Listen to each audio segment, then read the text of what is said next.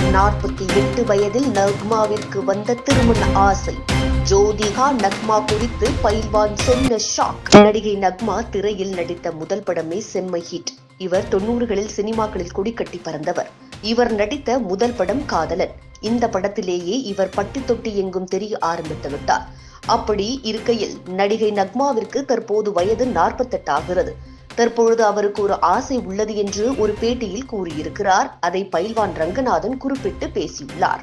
நடிகை நக்மா ஹிந்தி, தெலுங்கு, மலையாளம், கன்னடம், போஜ்புரி ஆகிய மொழி படங்களில் நடித்துள்ளார்.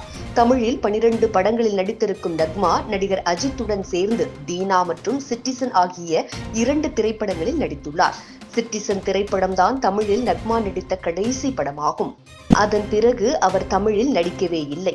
அண்மையில் நக்மா தனக்கு திருமணம் செய்து கொள்ள ஆசைப்படுவதாக கூறியிருந்தார். இது குறித்து பேசிய பைல்வான் ரங்கநாதன், நடிகை நக்மாவிற்கு 48 வயதில் திருமண ஆசை வந்துள்ளது. இதைத்தான் நாம் பெரியவர்கள் பருவத்தில் பயிர் செய் என்றார்கள். அரசாங்கமே பெண்களுக்கு 21 வயதில் திருமணம் செய்து கொள்ள வேண்டும் என்று சொல்லியிருக்கிறது. ஆனால் திருமணம் செய்ய வேண்டிய வயசையெல்லாம் விட்டுவிட்டு தற்போது அவருக்கு திருமண ஆசை வந்திருக்கு என்றார்.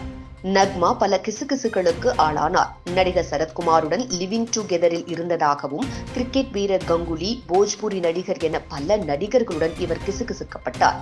பட வாய்ப்பு குறைந்ததை அடுத்து கிறித்துவ மத போதகராக வலம் வந்த நக்மா தேர்தலில் போட்டியிட்டு தோற்றார். இப்படி சினிமா, அரசியல் என வலம் வந்த நக்மாவிற்கு தற்போது 48 வயதாகிறது.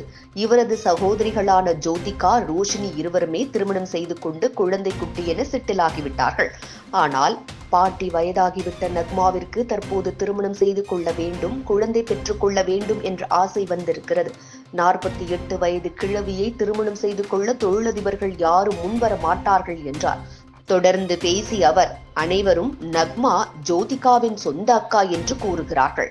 உண்மையில் அவர் உடன் பிறந்த சகோதரி இல்லை, அவர் பெரியம்மாவின் மகள். ஜோதிகாவின் சொந்த சகோதரி ரோஷினிதான். அவர் அருண் விஜயுடன் தமிழ் படத்தில் நடித்திருக்கிறார். அவருக்கு திருமணமாகிவிட்டது என பைல்வான் கூறியுள்ளார்.